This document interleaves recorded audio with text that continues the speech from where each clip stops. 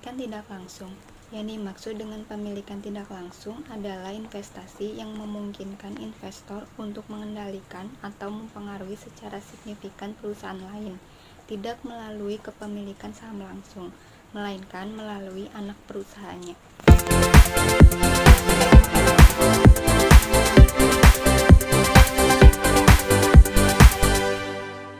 Indirect holding atau struktur anak cucu. Perusahaan A mempunyai saham B 80%, B mempunyai saham C 90%.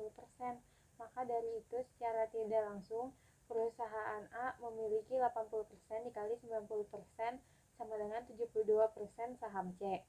Selanjutnya pada laporan keuangan C harus masuk ke dalam laporan konsolidasi A.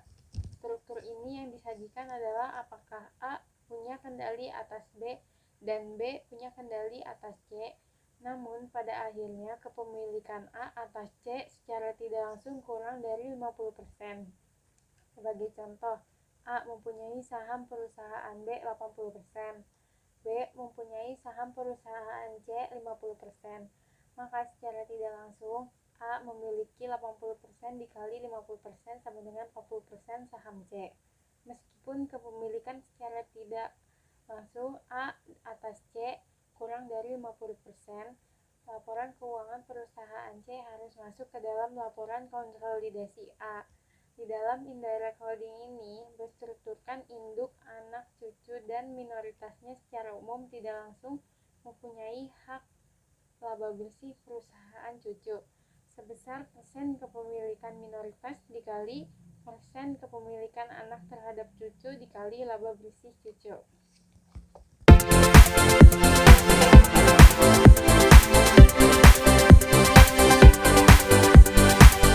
Mutual holding. Hubungan afiliasi akan semakin kompleks jika antar perusahaan induk dan perusahaan anak terjadi saling memiliki saham. Perusahaan induk satu pihak memiliki saham-saham perusahaan anak, dan di pihak lain perusahaan anak juga memiliki sebagian saham-saham perusahaan induk.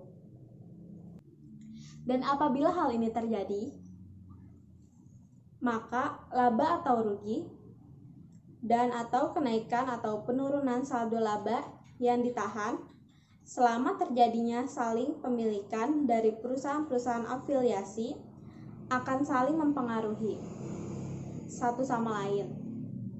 Satu hal yang perlu diperhatikan di sini ialah bahwa terhadap saham-saham perusahaan induk yang dimiliki oleh perusahaan anak tidak boleh diperlakukan sebagai modal saham yang beredar di dalam neraca yang dikonsolidasikan. Di dalam neraca konsolidasi hak-hak pemilikan saham oleh perusahaan anak atas perusahaan induk harus dieliminasi.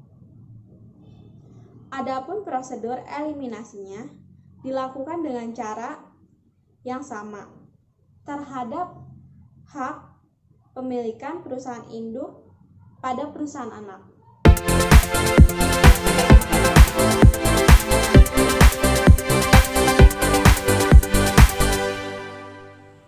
Hak kontrol yang diperoleh dengan pemilikan tidak langsung. 1. Pemilikan saham-saham perusahaan anak terjadi sesudah adanya hak kontrol oleh perusahaan induk pada perusahaan subinduk. 2. Pemilikan saham-saham perusahaan anak terjadi sebelum adanya kontrol oleh perusahaan induk pada perusahaan subinduk. 3. Hak kontrol yang diperoleh dengan adanya hubungan afiliasi di antara perusahaan-perusahaan anak.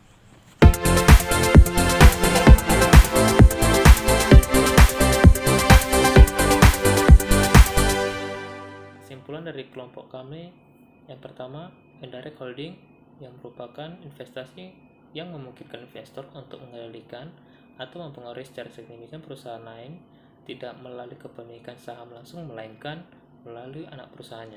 Struktur indirect holding terdiri dari dua macam. Yang pertama, struktur anak, induk anak cucu atau biasa disebut dengan father son grandson, dan yang kedua struktur afiliasi terkoneksi atau biasa disebut dengan koneksi afiliates. Yang kedua, mutual holding yang merupakan kepemilikan saham oleh perusahaan yang afiliasi. Struktur mutual holding ada dua bentuk. Yang pertama, saham induk dimiliki oleh anak perusahaan dan saham anak dimiliki oleh anak perusahaan yang lainnya. Yang ketiga, dari sudut pandang terkonsolidasi, saham induk yang dimiliki oleh anak perusahaan tidak termasuk ke dalam saham yang beredar. Oleh karena itu, di dalam laporan keuangan konsolidasi, saham tersebut akan dilaporkan sebagai saham treasury dan akan dikurangkan dari stockholder equity konsolidasi pada nilai biayanya.